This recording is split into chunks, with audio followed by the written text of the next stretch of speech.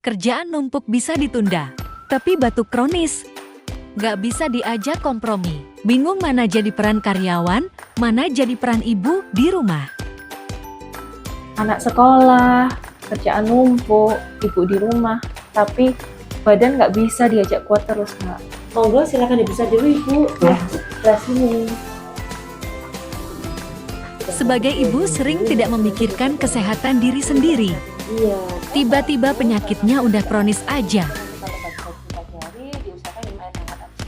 Kadang hal yang paling produktif adalah ngurus diri sendiri dulu.